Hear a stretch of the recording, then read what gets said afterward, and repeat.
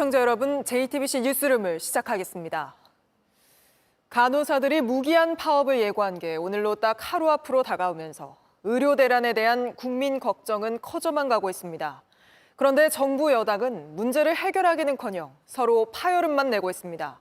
한동훈 대표의 중재안에 대통령실이 불쾌감을 드러내며 또다시 갈등이 터져나온 겁니다. 국민들은 애가 타는데 정부 여당은 싸우는 모습만 보여주는 꼴입니다. 파업을 하루 앞두고 막판 협상이 벌어지고 있는 병원들 상황부터 알아보겠습니다.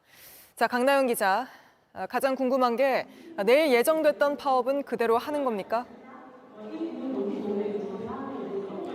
당초 내일 파업에 참여하려던 전국 병원 61곳 가운데 일부만 참여할 것으로 보입니다. 지난 밤부터 오늘 오전까지 막판 조정과 협상 끝에 일단 국립중앙의료원을 비롯해 고려대, 중앙대, 이화여대 병원 등 11곳이 합의를 하면서 내일 정상 진료를 합니다. 이곳 강동 경희대병원을 비롯한 한양대병원, 조선대병원 등 나머지 병원 50여 곳은 노사가 노동위원회 조정회의에 참석해 협상은 하고 있는데요.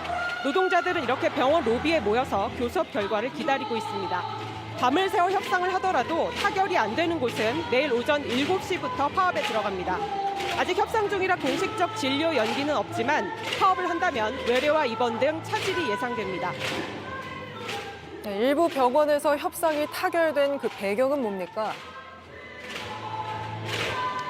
무엇보다 노사 모두 추가 의료 공백에 대한 부담이 컸던 걸로 보입니다. 협상이 타결된 병원 노동자 이야기를 들어보니 병원 측도 어제부터 해결이 좀 더 적극적으로 나서는 분위기라고 전했습니다.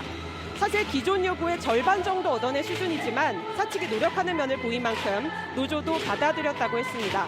실제 개별 현장에선 임금 인상이나 진료 정상화가 핵심 요구였기 때문에 그렇지만 국회 간호법 통과도 긍정적 영향을 미쳤다는 평가입니다. 불법 행위에 몰린 피해 간호사를 위한 보호장치가 마련됐다는 반응입니다. 네, 협상이 안 된 병원들은 여전히 파업 가능성이 남아있는 건데 정부 대책 나온 게 있습니까? 정부는 파업을 하는 곳이 있어도 응급 중증 환자 진료엔 차질이 없도록 하겠다면서 오늘 추석 응급실 대책을 내놨습니다.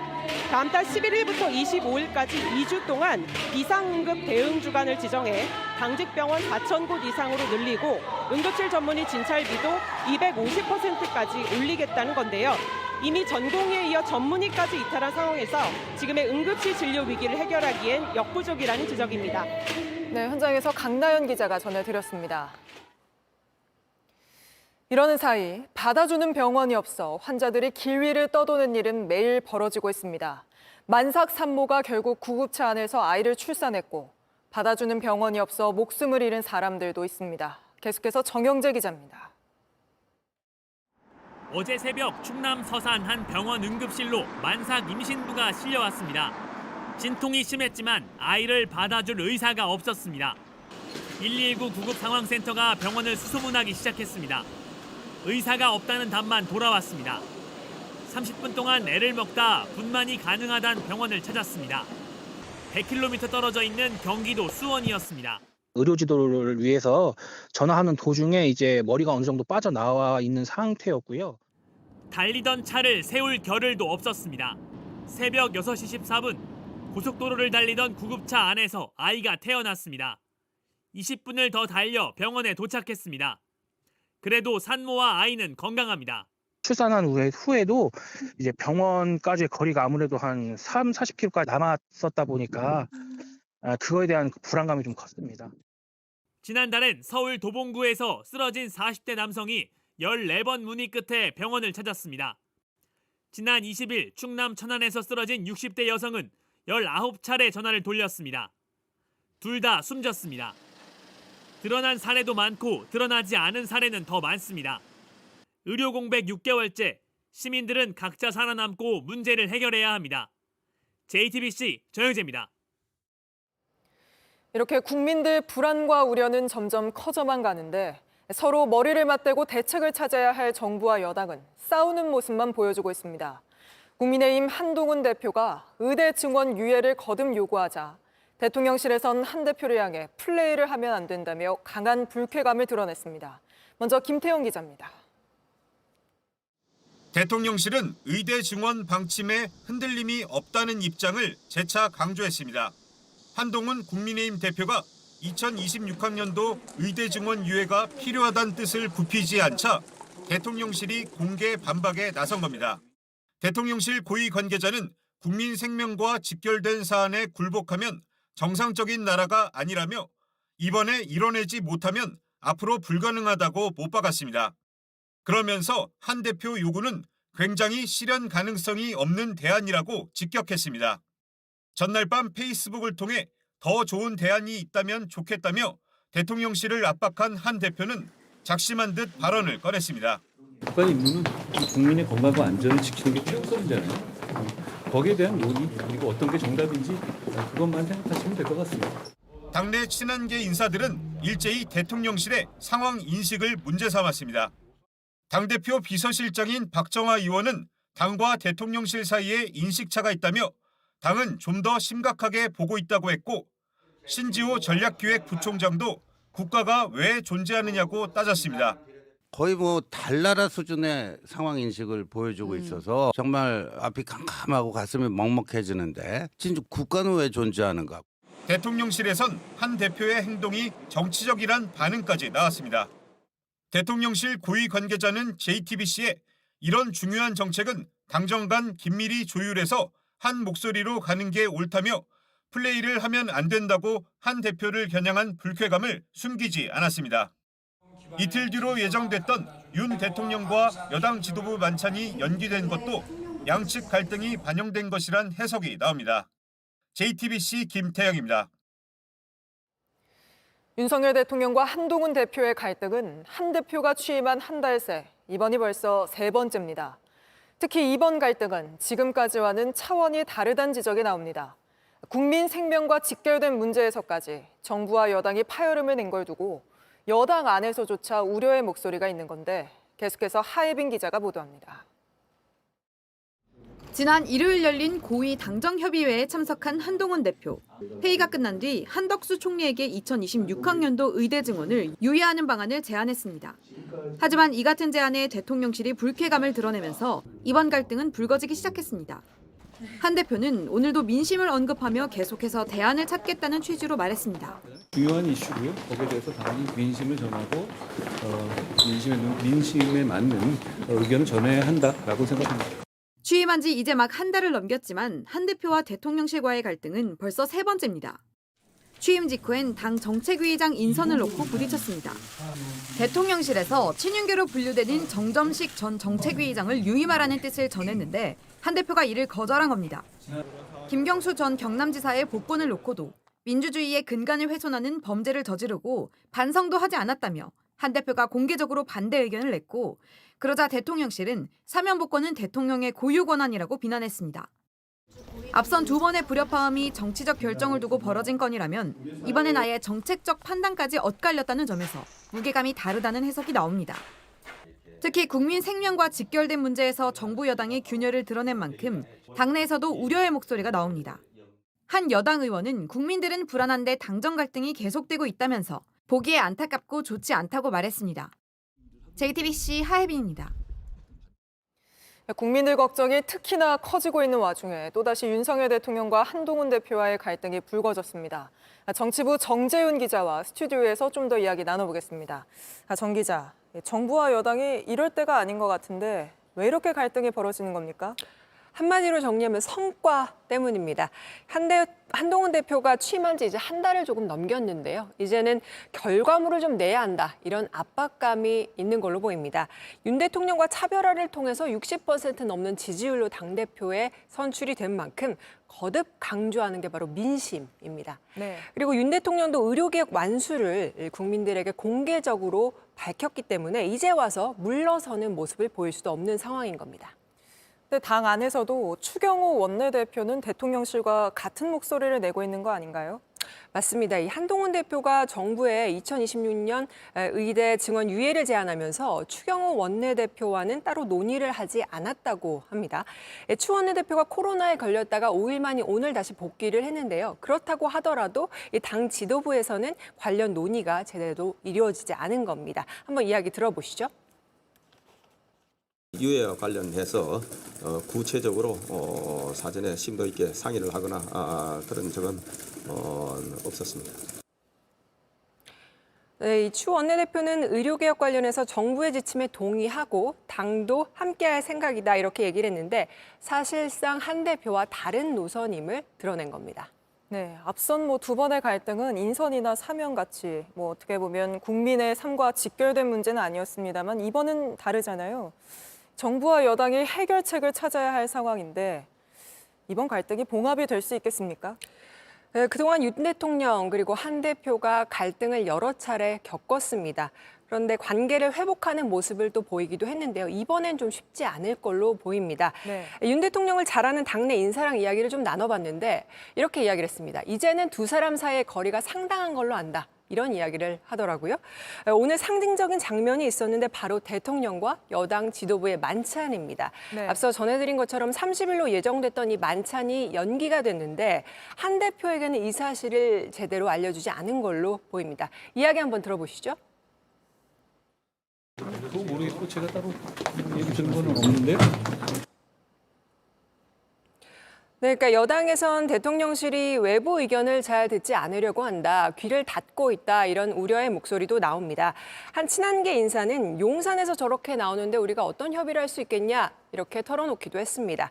여기에 당대표와 그리고 원내대표까지 서로 다른 목소리를 내면서 여당 지도부 자체가 위태롭다 이런 분석도 나오고 있는 상황입니다.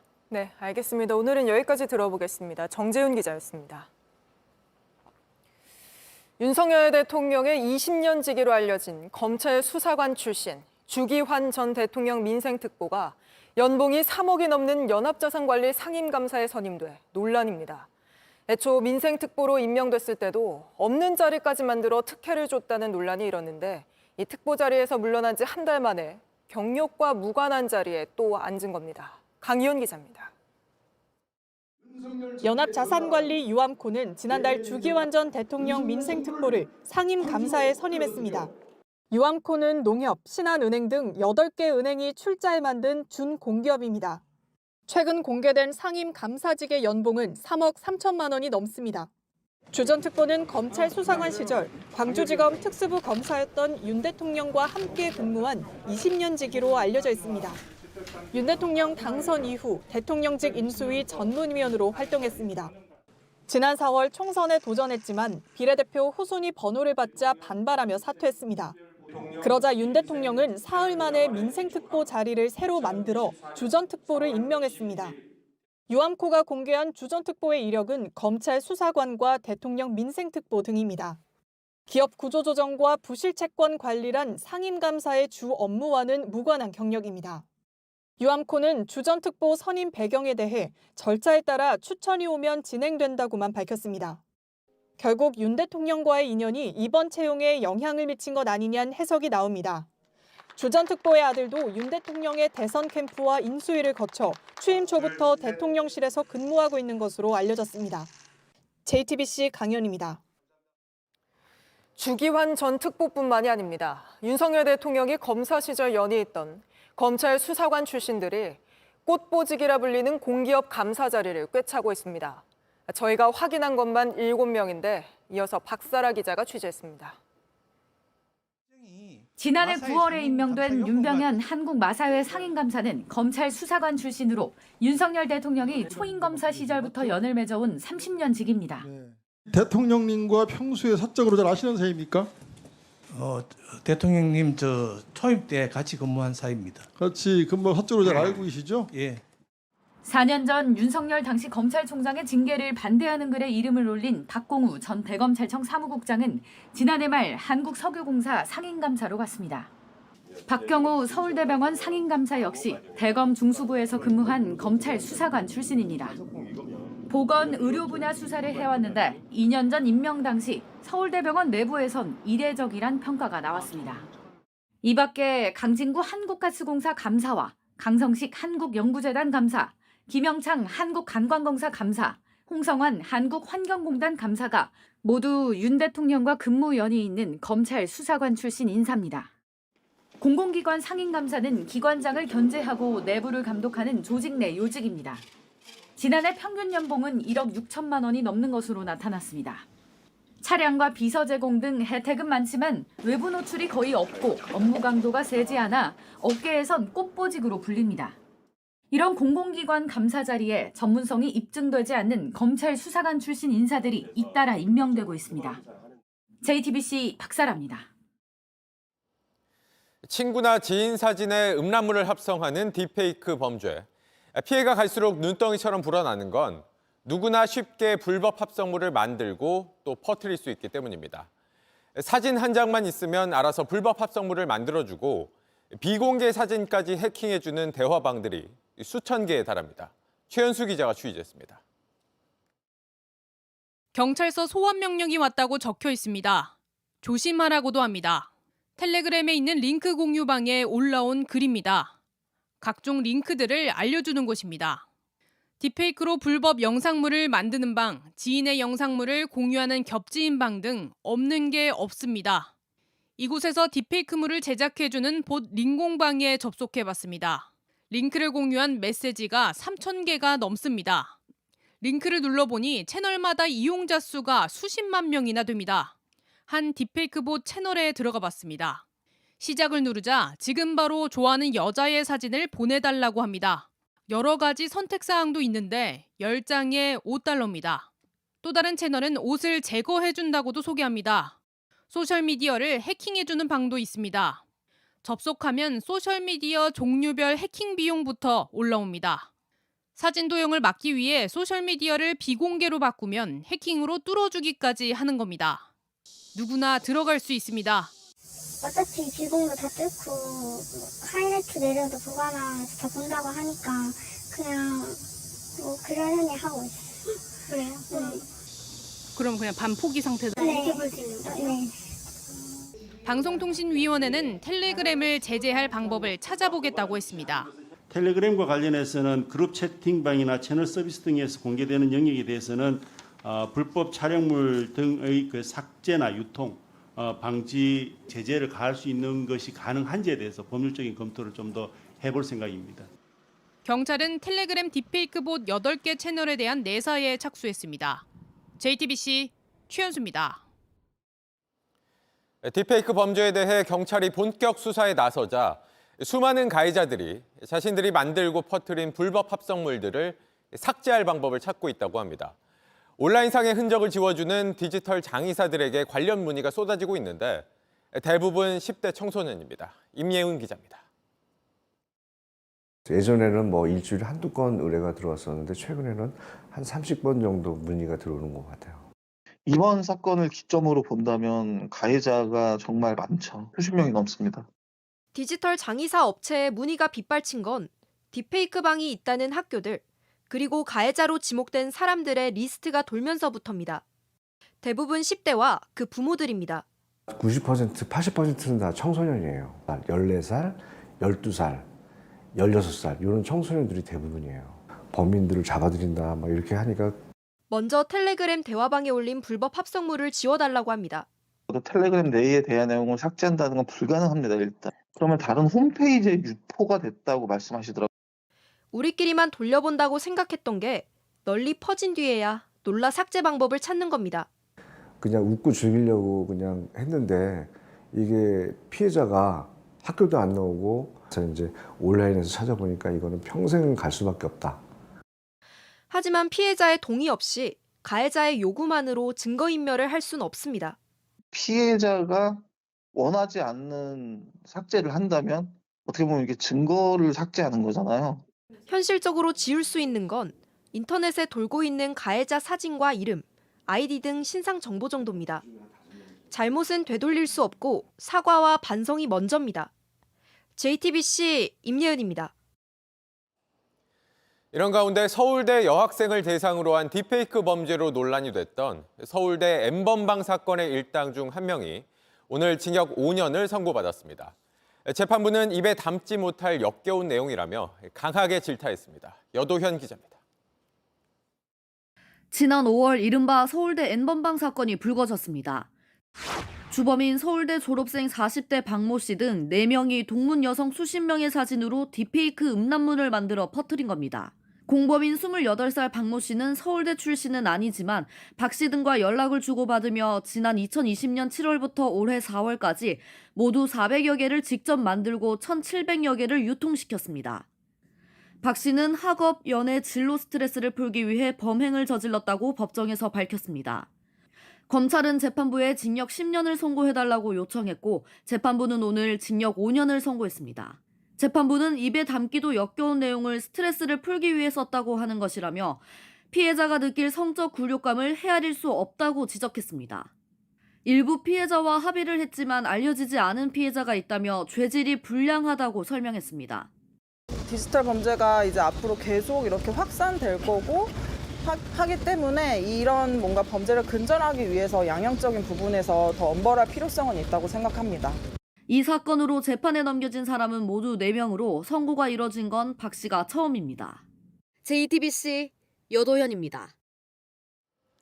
한 가상자산 업체 대표가 법정에서 재판을 받던 도중 방청인으로부터 흉기 습격을 당하는 일이 있었습니다. 습격을 당한 대표는 고객들을 속이며 1조 원대 사기를 벌인 혐의로 재판을 받던 중이었습니다. 정인아 기자가 취재했습니다. 서울 남부지방법원입니다. 오늘 오후 2시 24분쯤 법정 안에서 50대 남성이 피고인 자리에 앉아있던 40대 남성 이모 씨에게 흉기를 휘둘렀습니다. 목을 찔린 이 씨는 곧바로 병원으로 옮겨졌고 50대 남성은 현장에서 붙잡혔습니다. 이 씨는 가상자산 예치업체 하루인베스트 대표입니다. 이 회사는 지난 2023년 6월 고객이 예치한 가상자산 출금을 정지시키고 본사 사무실을 폐쇄했습니다. 검찰은 피해자 16,000여 명에게 1조 4천억 원을 가로챈 혐의로 이 씨 등 경영진 3명을 구속 기소했습니다. 그쪽 감식반 와서 감식하고 갔어요. 이제 청소해야죠. 한중에 그냥 이렇게 공격하신 거예요. 경찰은 50대 남성이 날과 손잡이를 합쳐 20cm의 흉기를 미리 준비해 가지고 있다가 재판 중에 이 씨의 목을 찌른 거라고 밝혔습니다. 법정에 들어가려면 검색대를 반드시 거쳐야 합니다. 보통 흉기 등은 걸러집니다. 하지만 이번엔 그렇지 않았습니다. 걸러지지 않은 상황인 거죠, 이게? 저도 그 경위는 파악 중에 있습니다. 그거는 좀 현재로서 말씀드리기 좀 어려운 사안입니다. 이 씨의 생명에는 지장이 없는 걸로 파악됐습니다. 경찰은 50대 남성을 살인미수 혐의로 조사하고 있습니다. JTBC 정인아입니다. 2만 명 넘는 사망자가 발생한 가습기 살균제 참사와 관련해 저희가 새롭게 취재한 소식입니다. 당시 정부는 가습기 살균제의 위해성을 일부 확인하고도 부처 간 소통이 안 돼 제품 수거 명령을 내리는데 석 달이 걸렸는데 이 사이 198명의 사망자가 발생한 걸로 파악됐습니다. 정부 부처 혼선 때문에 사망자가 더 늘어났다는 겁니다. 최강일 PD가 취재했습니다. 가습기 살균제 피해자 김경영 씨는 지난 26일 수술을 받았습니다. 지금까지 병원에 입원한 것만 150여 차례에 달합니다. 걸어다니는 종합병원이라고 할 정도로 이미 원인 모를 폐질환으로 투병 중이었던 김 씨는 지난 2011년 8월 정부의 가습기 살균제 사용 자제 권고 발표를 전혀 몰랐습니다. 거기서라도 만약에 사용을 중지를 제대로 했더라면 이렇게까지 악화가 되지 않지 않았을까. 정부의 제품 수거 명령이 발동된 건 2011년 11월로 그 사이 위험성을 모르는 피해자들은 살균제를 계속 사용했습니다. 환경부에 따르면 이 기간 발생한 공식 피해 신고자만 540명, 이 중 숨진 피해자는 198명으로 확인됐습니다.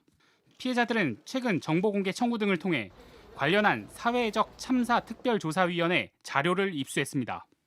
여기엔 제품안전기준법에 따라 위해성이 있는 제품은 즉시 수거해야 하지만 위해성을 확인했던 질병관리본부 보건복지부는 해당 사실을 관련 부처인 지식경제부에 알리지 않는 사실이 담겨 있었습니다. 근데 그렇게 위험한 가능성이 있음에도 불구하고 국민을 구하는 데 대한 예방적 조치를 아예 할 생각을 하지 않았다는 게 그건 국가로서 책임을 지지 않은 것을 떠나서 국가가 살인을 저지른 것과 같죠. 당시 조치가 미흡했다고 진술했던 책임자들은 취재진에 잘 기억이 나지 않는다며 답을 피했습니다. 피해자들은 시민단체와 함께 당시 정부 관계자 17명을 업무상 과실치사상으로 고발하겠다고 밝혔습니다. JTBC 최강일입니다. 경북 봉화에 있는 영풍석포 재련소는 오랜 기간 주변 환경을 파괴했다는 지적을 받아왔고 노동자들 사망 사고까지 잇따랐습니다.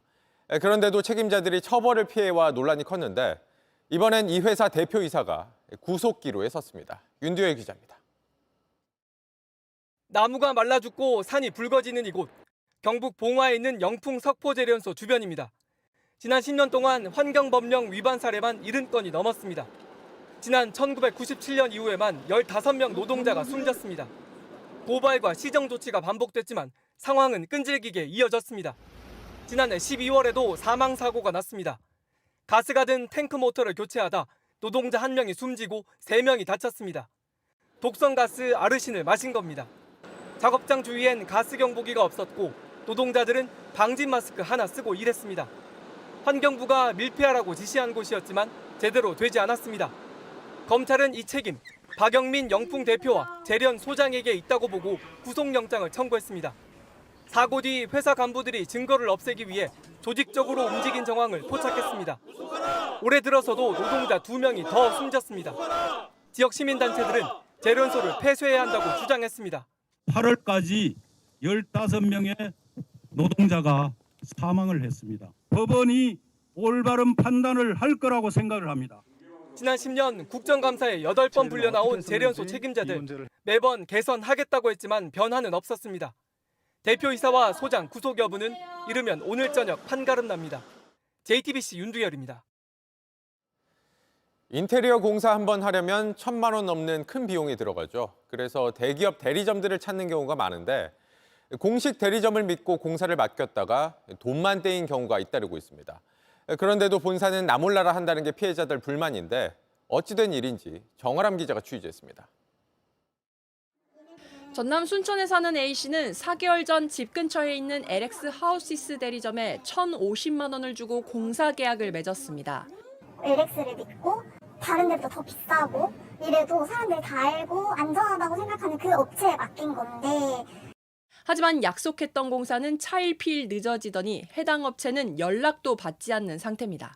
다음 주까지 연락 주겠다 해놓고 다음 주 되면 또 연락 안 하고 3월달에 됐는데도 아무 소식이 없고 본사에서는 계속 그냥 기다려라. 비슷한 피해자만 5명, 피해 금액은 1억 원에 달합니다. 충남 아산에 사는 B씨는 지난해 말 또 다른 LX 하우시스 대리점에 인테리어를 맡겼다가 하자 보수 갈등을 빚었습니다. 소비자분쟁조정위원회 조정 결과 대리점이 B씨에게 600만 원을 지급하라고 했는데도 양측은 아직도 분쟁 중입니다. LX 본사 쪽에서는 자기네들이 관여를 할 수 없다. 피해자들은 공사 계약을 하기 전에 본사만 믿고 계약을 맺었다는 입장입니다. 저희 등록된 대리점에서 믿고 진행하시면 되시는 거고요. 문제가 발생했을 경우 저희 본사 영업 쪽에서 관리를 하고 있기 때문에 LX 하우시스 측은 취재진에게 본사와 대리점이 독립된 법인이라 계약 이행 등에 적극 개입할 수 없는 어려움이 있다고 해명했습니다. 다만 본사가 대리점 선정에 관여하는 만큼 피해를 최소화하기 위해 중재에 최선을 다하겠다고 설명했습니다. JTBC 정아람입니다. 오토바이를 즐기는 바이크족이 경기 포천에 마음껏 속도를 낼 수 있는 직선 도로가 있다며 포천의 아우토반이라고 부르는 곳이 있습니다. 여기서 시속 240km로 달린 오토바이 운전자들이 무더기로 경찰 조사를 받고 있습니다. 오원석 기자입니다. 오토바이가 굉음을 내며 출발합니다. 10여 초 만에 속도계는 시속 190km를 넘깁니다. 그러다 오른쪽 옹벽을 들이받고 넘어집니다. 오토바이는 산산조각이 났고 뒷자리에 탔던 여성이 숨졌습니다. 지난 5월 사고가 난 이 도로, 오토바이 마니아 사이에선 포천 아우토반으로 불립니다. 보시는 것처럼 시속 70km를 넘어서는 안 되는 도로입니다. 하지만 이 구간 뒤쪽으로는 직선 도로에 신호도 없다 보니 시속 200km 넘게 달리는 모습을 심심치 않게 볼 수 있습니다. 취재진이 30분가량 도로를 둘러보는 동안에도 고가 오토바이들이 쏜살같이 지나갑니다.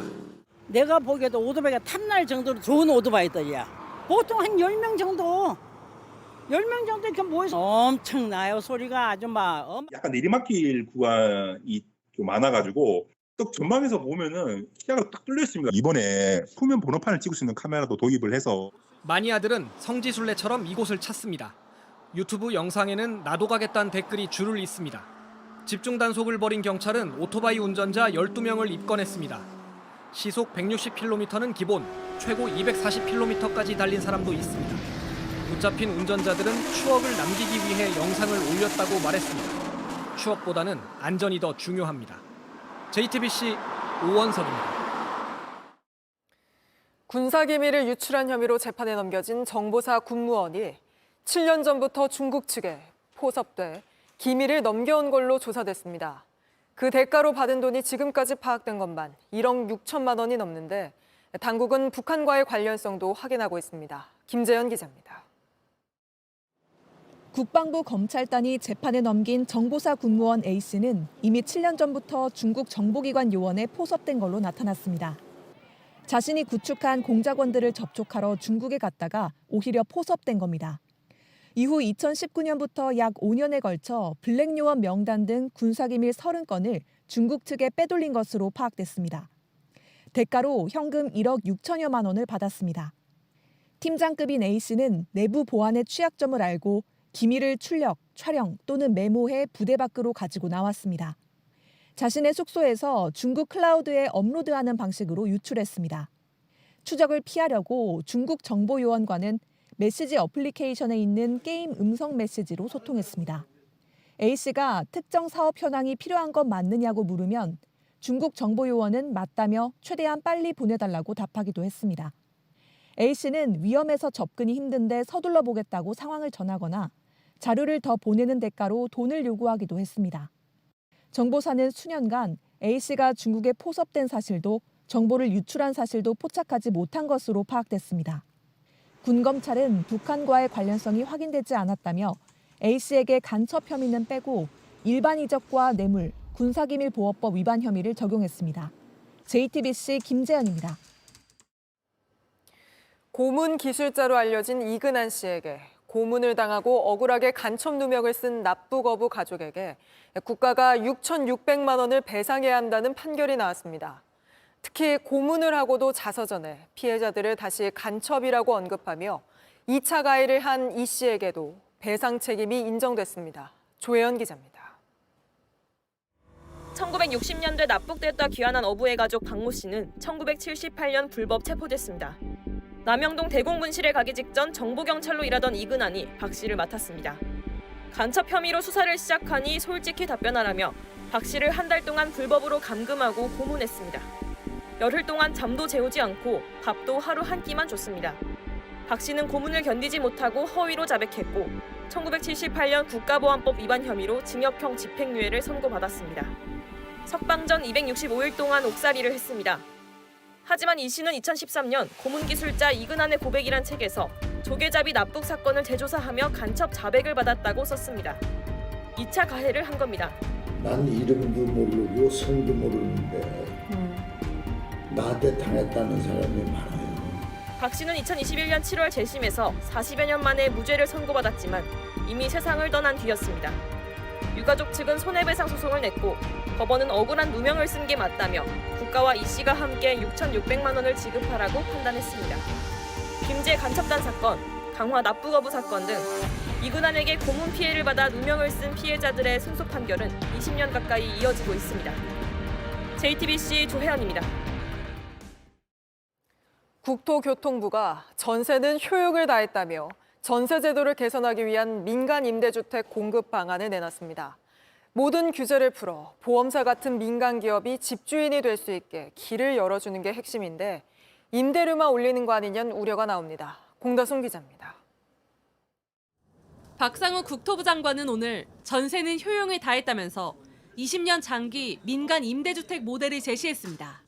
전세 제도가 갖고 있는 상당한 한계점을 이미 지금 목격을 하고 있고 현재 전세 제도를 대체하거나 혹은 그와 선택할 수 있는 또 다른 형태의 프로젝트를 만들어 드려야 되겠다는. 영세 임대업자 대신 보험사나 부동산 전문 투자회사 등 민간 기업이 20년 넘게 장기 임대를 해주는 게 핵심입니다. 정부는 민간의 참여를 높이기 위해 현재 5%인 임대료 상한을 폐지하고 세제 혜택도 줍니다. 임대료 조절하기 때문에 운영 수익으로 이 주택이나 운영 커버할 수 없고 운영 세차를 감수하면서 8년을 기다립니다. 역대 정권에서도 이름만 다른 비슷한 정책이 꾸준히 추진됐지만 고분양가 논란과 기업들의 낮은 참여로 번번이 실패해왔습니다. 정부는 논란을 의식해 규제를 많이 받을수록 정부 지원을 차등화하도록 3가지 유형을 제시했습니다. 일각에선 임대시장 가격을 전반적으로 끌어올릴 수 있다는 우려도 나옵니다. 임대를 제한하지 않으면 그 인근 지역까지 그 여파가 번져서 임대료가 올라갈 가능성이 있어요. 너무 높아버리면 공실률이 발생해서 공급량이 줄게 되겠죠. 정부는 2035년까지 총 10만 가구를 공급한다는 계획인데 대대적인 법 개정이 필요해 국회를 통과해야 하는 과제도 남았습니다. JTBC 공다솜입니다. 추석 명절이 다가오면서 정부가 성수품을 역대 최대 규모로 풀고 가격 할인에 700억 원을 투입하기로 했습니다. 하반기에는 안정될 거라던 체감 물가가 여전히 높은 탓인데 현장 분위기는 어떤지 이상화 기자입니다. 추석을 앞두고 정부가 대규모 민생 안전 대책을 내놨습니다. 성수품은 역대 최대 규모인 17만 톤을 풀고 700억 원을 투입해 농축수산물을 최대 60% 할인 지원합니다. 추석 성수품 가격을 고물가 이전인 21년보다 낮은 수준으로 관리하겠습니다. 하반기 정통시장에서 물건을 산 경우 소득 공제율을 한시적으로 40%에서 80%로 높이고 11월까지 사용할 수 있는 비수도권 숙박 쿠폰도 50만 장을 뿌리기로 했습니다. 물가를 안정시키고 소비를 촉진한다는 취지인데 현장에선 명절 분위기는 찾아보기 힘듭니다. 전통시장의 배추와 무 매대는 텅 비었습니다. 가격이 오르자 사가는 사람이 없어 아예 물건을 빼둔 겁니다. 얘가 지금 원래 무 납품 자는데 4,000원, 5,000원 팔아야 되는데 손님들이 만지고 그냥 가셔버려. 배추는 뭐 너무 비싸 보니까 엄두를 못 내고 손님들이 엄청 부담스럽게 생각하고 있어요. 물건을 사려는 사람도 눈에 띄게 줄었습니다. 사시던 분들도 안 사고 가시는 분들도 많아요. 겨울에 비해는 거의 뭐 절반 정도로 줄었다고 생각하시면 될 것 같아요. 다른 때는 여기가 길이 비좁도록 사람이 다녀서 못 다니는 데예요. 그런데 지금 사람이 하나도 없잖아요. 저 과일 사장님도 그러세요. 진짜 코로나 때보다 더 힘드시죠. 다음 달부턴 콜라와 김치, 카레 등 각종 식음료 가격도 줄줄이 오를 예정이라 쪼그라든 내수가 얼마나 회복될진 미지수입니다. JTBC 이상화입니다.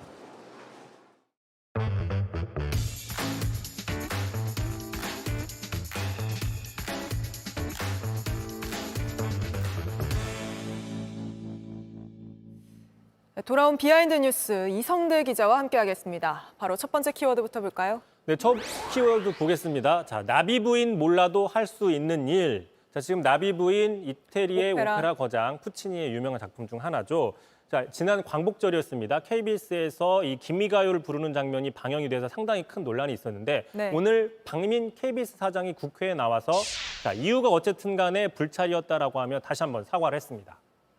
네, 근데 이걸로 또 논쟁이 벌어지기는 했다고요? 그렇습니다. 이 과정에서 왔다 갔다 하는 과정에서 박민 사장과 최민희 위원장 간의 어떤 그 설전이 벌어졌는데 먼저 그 장면 보시죠. 지금 여기에 푸치니 오페라 잠깐만요. 나비 부인 모르는 사람 있습니까? 저는 사실 몰랐습니다. 그런데 왜 방송사 사장을 맡으십니까? 이 정도는 아는 게 기본이죠. 푸치니의 나비 부인이. 자, 다시 얘기를 해보면 최민희 위원장 입장에서는 아니, 명색이 방송사 사장이라면서 나비 부인 내용도 몰랐다고 얘기하는 게 말이 되느냐. 이건 기본 상식의 문제다라고 얘기를 하는 것이고 자, 반면에 이제 박민 사장 입장에서는 방송사 사장이라도 다 알 수 있느냐. 예술의 전당 사장도 아니고요. 이런 식으로 따지는 것이죠. 졸지에 상식 논쟁이 벌어졌군요. 그런데 이제 이 과정에서 작품론 논쟁으로도 심화가 됐습니다. 자, 무슨 얘기냐? 먼저 이 나비 부인은 그 미군 장교와 일본 게이샤의 사랑과 비극을 다룬 작품이지 않습니까? 네. 자, 그러다 보니까 일본풍의 이런 그 무대 디자인과 의상들이 많이 나오고 있는데 자, 박민 사장은 그럼에도 불구하고 친일과는 전혀 관계없는 작품이다. 내용을 보면, 반면 네. 최민희 위원장은 이른바 그 자포니즘이라고 하죠. 당시 서구 열강에 일본에 대한 어떤 유행과 경도가 들어가 있기 때문에 친일 성향이 있다. 이렇게 작품 논쟁이 벌어졌어요. 그 장면 한번 보시죠. 푸치니가 이 나비 부인을 왜 이 작품을 만들어야 되겠다 생각했습니까? 지금 뭐 작품에 대해서 설명하고 싶으시니까 해보세요. 저는 이 내용이 적어도 친일 방송은 아니라고 봅니다. 친일입니다. 문화적으로 친일입니다. 문화 제국주의의 방식이 여러 가지가 있는데 네, 문제는 지금 그게 아니라 광복절에 하필 논란이 될 수 있는 일본 기미가요를 KBS가 방송했다는 거 아닌가요? 그렇죠. 그게 문제의 핵심이죠. 가뜩이나 지금 정부 일각에서는 뉴라이트 역사관이 있는 사람이 있는 게 아니냐 이런 상황과 맞물려지면서 논란이 커졌다 이런 얘기 나오는데요. 그러다 보니까 오히려 여당 안에서 오히려 음모론이 있는 게 아니냐 역음모론을 제기했습니다. 한번 들어보시죠. 아, 그런가요? 굳이 KBS가 굳이 8월 15일 날에 굳이 여당에 부담이 될 수 있는 이걸 왜 방영합니까? 난 이 모종의 업무가 있는 거 아닐까 생각이 드는데.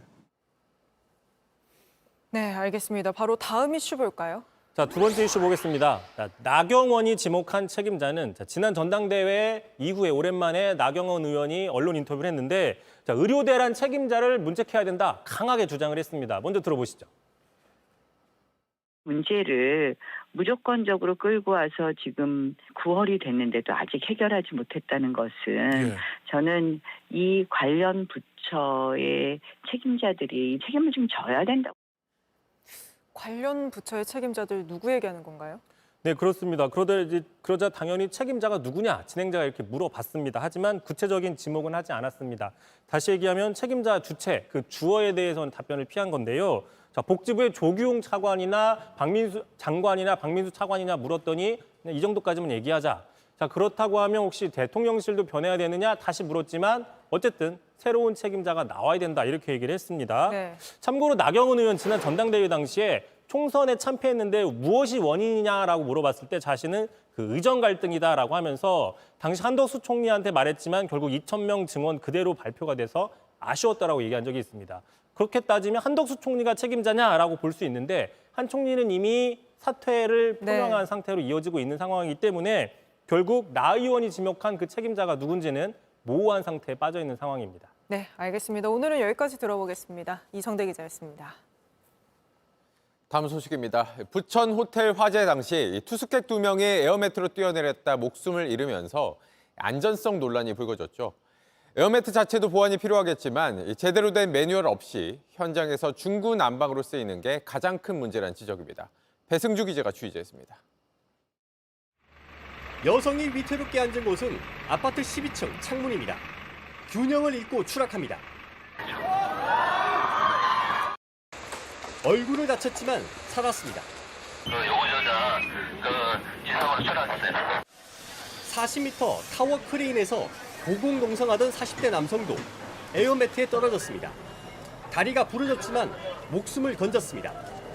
51층 150m가 넘는 높이에서 떨어진 여중생을 살린 것도 에어매트였습니다. 두 바퀴 돌고 정말 전운이었지. 터졌는데도 불구하고 이제 배가 가볍고 낙하 위치가 바뀔 법도 있는데 정확히 가운데로. 최후의 보루로서 역할이 분명한 겁니다. 다만 구입과 운용이 모두 문제입니다. 전국 소방서가 보유한 에어매트는 1,580여 개. 소방서 하나가 7개 정도 가지고 있는 셈입니다. 필요성이나 적절성을 따질 기준이 없고 지역 소방서가 알아서 구입합니다. 그러다 보니 효율적인 배치가 안 됩니다. 경남 지역 에어매트는 201개로 서울 191개보다 많습니다. 특히 10층 이상 고층용을 46개 보유하고 있습니다. 반면 고층 빌딩이 밀집한 서울은 37개, 부산은 30개에 그쳤습니다. 당연히 활용 실적은 떨어질 수밖에 없습니다. 구매 기준이랑 저희 기준이랑 저희도 기준이 그렇게 있는 건 아니지만 에어매트는 제조사마다 성능, 재질, 조작법이 제각각입니다. 운용 매뉴얼이 없기 때문에 각 소방서는 제품 설명서를 보고 나름대로 훈련하고 사용합니다. 결국 계획 없이 사들였고 제대로 훈련하지 않으면서 터질 참사가 터졌다는 지적입니다. JTBC 배승주입니다. 에어매트는 다른 탈출 방법이 보이지 않는 상황에서 마지막으로 선택할 수 있는 최후의 보루라 할 수 있습니다. 이런 상황에선 어떻게 에어매트로 뛰어내려야 하는 건지 배승주 기자가 직접 체험하며 알아봤습니다. 10층에 쓰이는 에어매트입니다. 가로 7m, 세로 5m 크기인데 펼쳐서 공기를 채워넣는 데까지 4분 정도 걸립니다. 2개의 전기팬이 공기를 불어넣자 1분 만에 부풀어 오릅니다. 낙하 요령은 간단합니다. 손을 교차로 가슴 얹고 몸을 대문자 L자로 만들어서 에어매트 중앙 지점에 엉덩이부터 4m가 넘는 난간에 서자 공포감이 밀려옵니다. 긴장되고 말도 더덥습니다. 지금 보시는 것처럼 저는 에어매트 위에 에어매트를 보고 있습니다. 가장 중요한 건 한가운데 낙하입니다. 하지만 쉽지 않습니다. 만약 뛰지 않고 바로 밑으로 떨어진다면 보시는 것처럼 이 매트의 가장자리로 떨어질 수가 있기 때문에 조금 더 도약을 해서 저 가운데로 뛸 수 있게끔 그렇게 해야 될 것 같습니다. 하나, 둘, 셋! 낙하 순간 바람이 빠지면서 충격을 줄입니다. 하지만 몸이 반으로 접힐 정도로 반동이 심합니다. 목부터 어깨, 등, 허리까지 아픕니다.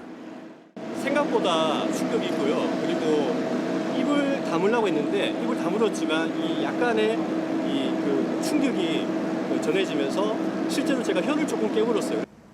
살더라도 크게 다칠 수 있습니다. 저희 가족을 많이 말씀을 드리면 에어매트 쪽이 아니고 사실 다른 방법이죠. 목표가 부러지든 사망할 수도 있는 거거든요. 최고의 순간에만 선택하는 대안. 낙하 요령만이라도 숙지해 두는 게 좋겠습니다. JTBC 배승구입니다.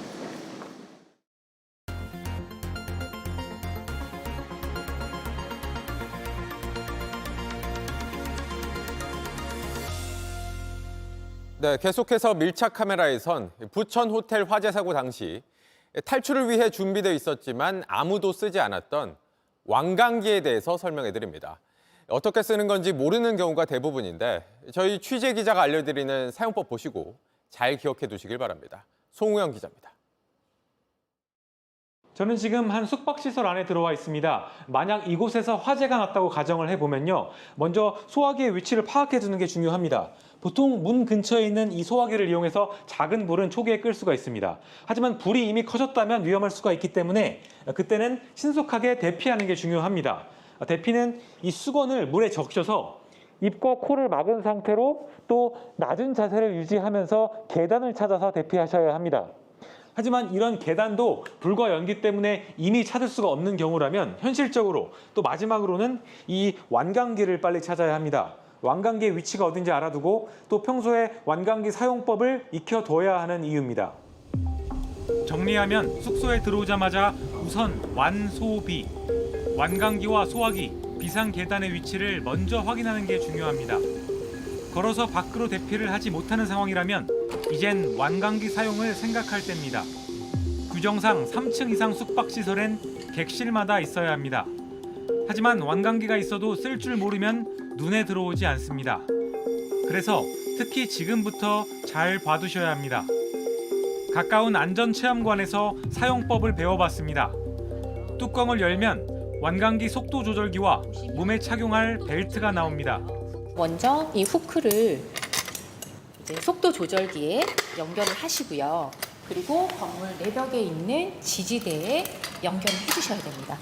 그리고 이 조임 너트는 끝까지 잘 간단하게 조여주셔야 되고요.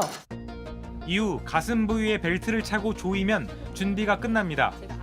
건물 쪽을 바라보고 팔꿈치를 구부린 상태로 벽을 가볍게 짚으시면서 서 있는 직립 자세로 이렇게 쭉 내려가시면 되세요. 손과 발을 밀 필요는 없는 건가요? 만약에 발을 민다든지 또 강하게 벽을 밀 경우에는 반동에 의해서 몸이 또 날아갔다가 다시 또 건물 외벽과 부딪힐 또 위험이 있으니까 불필요하게 강하게 밀 필요는 없습니다. 완강기를 타고 내려갈 준비를 하는데 걸리는 시간. 첫 연습 땐 2분 가까이 걸렸지만 연습을 반복하자 금방 익숙해졌습니다. 이렇게 완강기를 처음 접해본 저도요. 수업을 듣고 여러 번 체험을 해보니까 이렇게 내려가는 준비가 완료될 때까지 30초 정도면 충분했습니다. 물론 높은 데서 줄 하나를 믿고 내려가는 게 쉬운 건 아닙니다. 그래서 가급적 바닥이 아니라 외벽에 튀어나온 장애물을 확인하면서 침착하게 내려오는 게 중요합니다. 먼저 이 겨드랑이에 낀 벨트의 고리가 잘 조여졌는지 확인을 해야 하고요. 또 맞은편에 있는 로프도 이렇게 팽팽하게 잡아당겨 주셔야 합니다. 이후에는 벽에 손을 짚듯이 침착하게 내려가면 됩니다.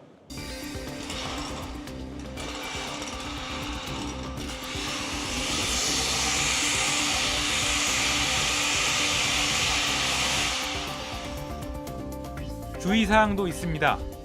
가슴 부분에 벨트를 맸지만 팔을 위로 올리게 되면 벨트가 위로 벗겨질 수가 있겠죠. 빠지는 거군요. 네, 추락의 위험이 있기 때문에 네. 팔을 옆으로 해서 팔꿈치는 구부리고.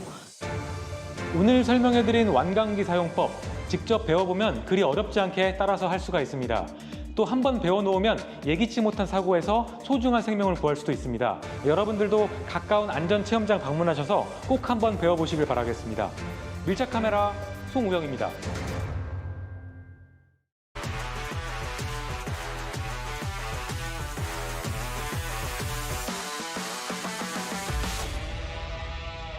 스포츠 뉴스입니다. 가슴 졸이는 9회에서 와, 이런 공을 뿌리네요. 더구나 19 고졸 신인입니다. 두산 김태견 선수 얘긴데요. 프로야구는 이 순위 싸움 못지않게 신인왕 경쟁도 아주 볼만합니다. 오선민 기자입니다. 두산이 8대7로 앞선 8회 투아웃 1루. 이승엽 감독은 이때부터 김태견을 마운드로 불러냈습니다. 다행히 1루 주자의 도루 실패로 위기를 넘기자 9회 초 두산은 5점을 더 뽑아내 고졸 신인 투수의 어깨를 가볍게 해줬습니다. 김태견은 자기 공을 자신 있게 뿌리기 시작했습니다. 시속 150km 빠른 공을 스트라이크 존 모서리에 꽂아 NC 김주원을 삼진으로 잡은 순간이 가장 돋보였습니다. 나머지 두 타자까지 범타로 처리하며 17번째 세이브, 고졸 신인으로 최다 세이브 기록을 갈아치웠습니다. You know, the ball just had tremendous life to it, and he pitches at the top of the zone, and you know, I was really impressed with the arms. 김태견이 세상의 주목을 받은 건 LA 다저스와 친선 경기에서 겁없이 던진 모습 때문입니다. 이후 고졸 투수가 1군에서 한 자리를 잡기도 어려운데 2달 전부터 두산의 마무리 투수까지 꿰찼습니다. 9회 말 만루 상황에서도 시속 150km대 강속구로 삼진을 솎아내면서 어려서 또 신인이라 한계가 있을 것이란 의심을 확신으로 바꿔놨습니다. 올해 프로야구는 무서운 신예들의 활약이 눈에 띕니다. 한때 아르바이트를 하면서 독립리그 소속으로 프로의 꿈을 키웠던 황영묵은 TV 예능 프로그램을 통해 가치가 알려지면서 한화 유니폼을 입었습니다. 뭉클한 스토리만큼이나 첫 시즌에선 가슴 뛰는 야구를 풀어놓고 있습니다. 헬멧이 벗겨질 만큼 간절한 질주로 대역전의 발판을 만들고 크게 튄 공을 재빠르게 낚아채는 멋진 수비로 팬들의 환호를 끌어냈습니다. 제가 아직 보여드린 게 많지 않습니다. 아직 보여드릴 거가 너무 많고 프로 선수로 단 한 번밖에 받을 수 없는 상. 올 시즌 신인왕 경쟁도 뜨겁기만 합니다. JTBC 오선민입니다. 난 된다. 무조건 된다. 나는 해낸다. 노트 한 편에 써놓은 주문 같은 문장들. 과연 누가 적은 걸까요? 올림픽에서 아무도 기대하지 않아서 중계 방송조차 외면하자 내 경기를 봐달라고 호소했던 이매지 선수입니다. 결국 동메달까지 따고선 자신의 뒷이야기를 JTBC에 공개했습니다. 정수아 기자가 직접 만나고 왔습니다.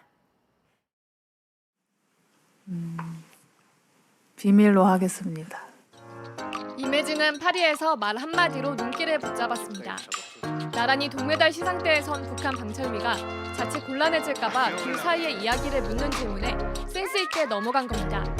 그냥 국기가 올라갈 때 되게 옆에 이렇게 나란히 있으니까 그런 모습이 신기하기도 하고 약간 무슨 감정이라고 딱 이렇게 말 못할 것 같아요. 냉랭한 분위기도 환한 웃음으로 밝혔던 이매진은 지난 7년간 국제대회에서 메달이 없어 아무도 눈길을 주지 않았습니다. 묵묵히 펀치를 날리며 속마음은 노트에 꾹꾹 눌렀었습니다.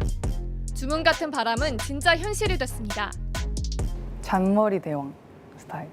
그냥 잘하는 애들의 공통점을 찾으려고 했고 또 어떤 운동 방법이 나한테 맞는 건지를 되게 생각을 많이 했던 것 같아요. 여자 복서로서 살아간다는 것, 이매지에겐 모든 게 장벽이었습니다. 동메달을 딴 54kg급은 선수가 없다는 이유로 국내 대회에선 아예 없는 체급입니다. 어쩔 수 없이 체중이 한참 더 나가는 60kg급에서 뛰어야 했습니다. 다시 6kg를 찌워야 되는 상황이 왔을 때 나는 도대체 뭘까? 나는 사람들이 너 몇 킬로급이냐고 이제 물어보신다면 뭐라고 대답을 해야 되지? 그나마 내년 전국체전부터 54kg급 신설을 추진한다는 얘기가 들려 반갑기만 합니다. 이매지에게 마지막으로 어떤 복서가 되고 싶냐 물었더니 멋진 대답이 돌아왔습니다. 저 선수는 진짜 잘한다 이런 것보다 와 진짜 즐기면서 한다. 재밌게 한다. 이렇게 사람들이 기억해주는 선수가 되고 싶습니다. JTBC 정수아입니다. 손흥민과 이강인 선수가 뛰는 우리 축구 대표팀의 경기는 늘 관중이 꽉꽉 들어찼죠. 예약이 시작되면 하루 이틀 만에 매진되곤 했습니다. 그런데 다음 달 5일 서울에서 열리는 팔레스타인과의 월드컵 3차 예선 첫 경기는 조금 다릅니다. 예약이 시작된 지 일주일이 됐는데 6만여 석 중에 아직 3,000장 정도가 남았습니다. 굉장히 이례적이라서 해석도 분분한데요.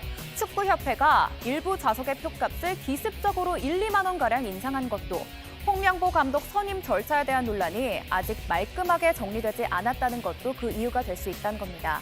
정말 축구 팬들의 소비자 운동이 맞는 걸까요?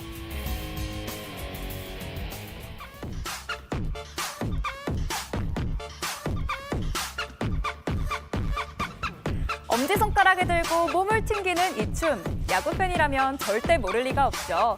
일명 삼진 아웃송이라고 불리기도 하는데요.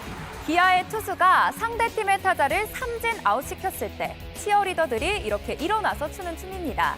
국내 프로야구의 인기가 점점 커지고 있고 젊은 관객도 늘면서 이 춤까지 뜨거워진 겁니다. 유명 인플루언서들이 따라하는가 하면 해외 언론에서도 한국의 독특한 응원 문화를 주목했습니다. 뉴욕타임스는 팬들은 노래를 부르고 환호한다. 마치 락 콘서트 같다라며 우리의 야구 문화를 전했습니다.